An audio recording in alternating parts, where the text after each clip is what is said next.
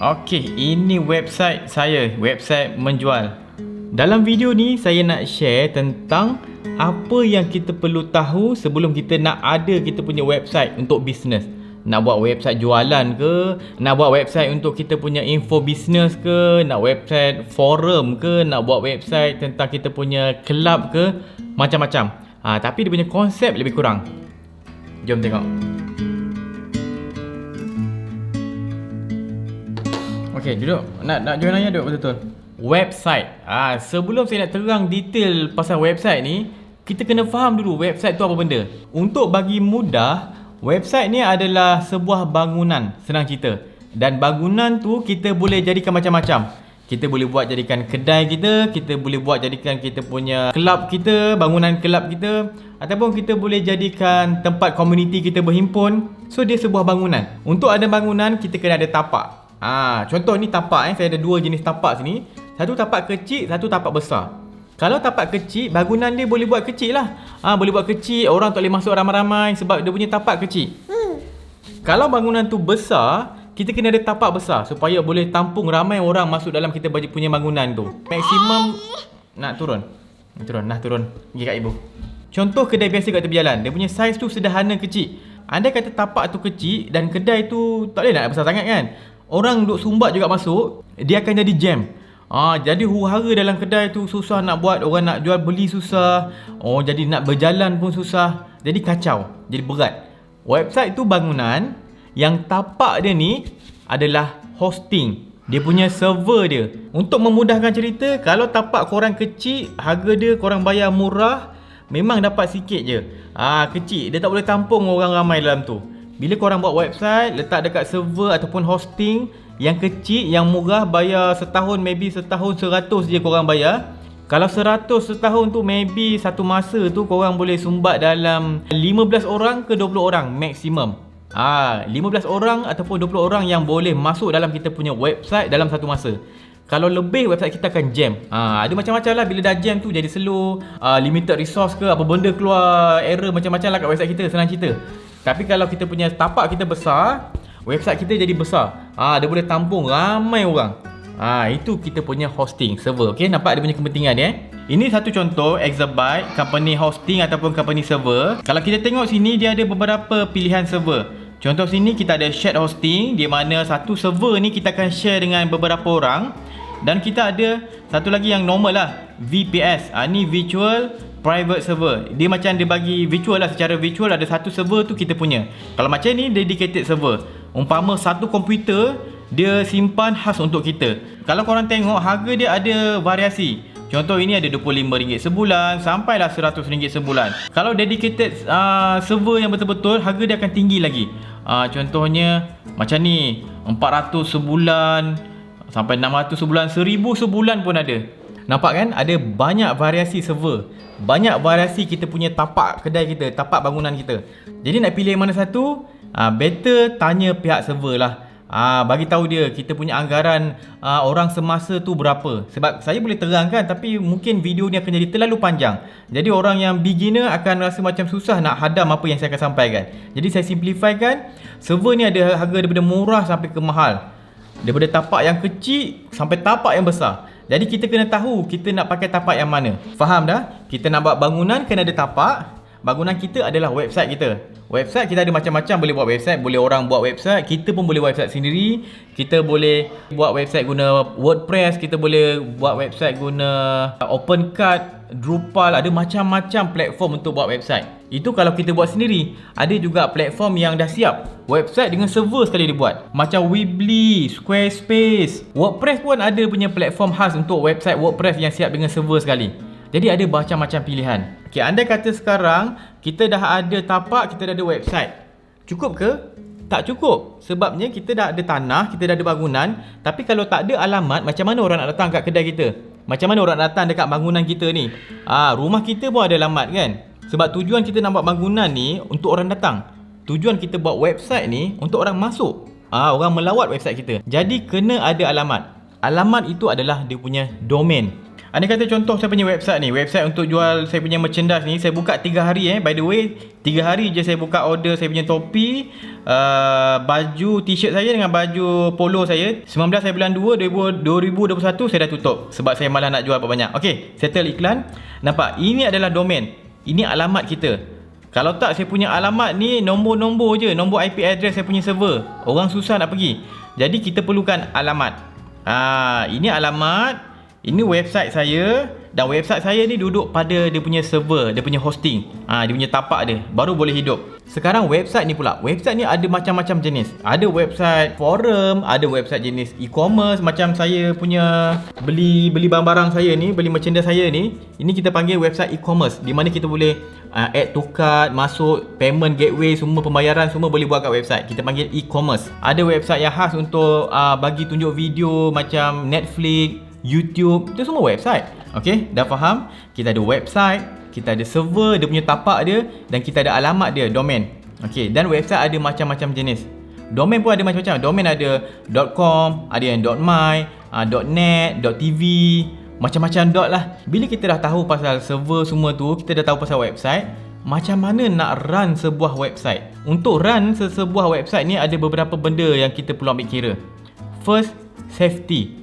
Website punya keselamatan. Andai kata kita buat website sendiri, sebab kalau kita pakai website yang company yang jagakan, kita tak boleh fully customize sangat website kita. Berbeza dengan website yang kita beli server sendiri, kita sewa server sendiri, kita letak website sendiri, kita pakai WordPress ke apa, itu kita boleh fully customize. Itu kelebihan dia. Contoh fully customize adalah macam saya punya website ni. Simple je saya buat. Saya manually design rupa website saya macam mana. Dan anda kata kalau masuk handphone pun, saya boleh design sampai poli. Bila masuk handphone ni rupa dia macam mana. Tengok website saya dekat handphone, lawa tak? Kan kemas kan? Dia tak ada saya kata website saya ni paling cantik, tapi kemas, senang guna. So kelebihan kalau buat website sendiri ni, memang kita boleh fully customize. Tapi dia tak secure macam company lain yang macam website builder macam Wix ke, WordPress.com ke, Shopify. Itu semua biasanya secure. Nak jaga website sendiri ni, dia tak susah, tapi tak ramai orang ambil port. Untuk security, first dia punya login dia. Kan biasa kita nak login website sebagai admin, kita akan masukkan username dengan password kan. Password, username dengan password tu, please jangan guna benda yang sama dengan password tempat lain. Gunakan password yang unik dan kompleks. Sebab tu saya prefer gunakan macam Google pun sekarang ada password generator. Kalau saya gunakan LastPass. Ini dia punya koleksi password saya. Setiap website yang saya login, password dia berbeza, tak ada satu pun sama. Ini semua dah manage password saya. Dan setiap password tu adalah kompleks. Semua password saya memang simpan dalam satu sistem password. LastPass saya guna tu. Dia boleh macam-macam lah. Dia ada, Microsoft pun ada yang free punya. Untuk lebih selamat, kita gunakan dual authentication. Maksudnya 2 kali dia punya level pengesahan tu, supaya bila kita nak masuk dalam website kita, bukan hanya sekali je login. Kita bukan letak username, password dan login. Tak. Kita kena letak username, password, dan kita kena sahkan dekat kita punya handphone ke kat mana-mana. Nombor pakai SMS ke apa, dia lebih secure. Sebab kalau orang nak hack komputer kita punya website, orang kena hack kita punya email, kita punya login, dan kemudian orang tu kena hack kita punya handphone, baru dapat hack kita punya website. Nampak? Mencabar sikit nak hack macam tu. Sebab tu saya prefer kena pakai dua. Saya dah automatic letak password sini, sebabnya saya dah install LastPass dekat saya punya Chrome. Saya pun login. Bila login contoh, saya kena ada authenticator punya apps untuk sahkan dekat saya punya handphone. So saya pakai authenticator ni, kena sah dengan cop jari lagi. Lepas tu saya kena masukkan. Jangan risau, kalau korang nampak sini pun, lepas ni dia akan sentiasa renew nombor ni. No point korang nampak ni, validate. Sebab dia ada tempoh masa dia akan refresh. Jadi sekarang saya dah login dalam saya punya website. Dia punya admin dia. Tak ada orang boleh suka-suka hati masuk. Bila dah masuk website, benda first untuk pastikan website kita secure adalah bahagian plugin. Kita punya plugin sini kena pastikan sentiasa up to date, baru secure. Kita punya login kena secure, lepas tu kita punya plugin pun kena secure. Nak securekan plugin, kita boleh sentiasa update kita punya plugin.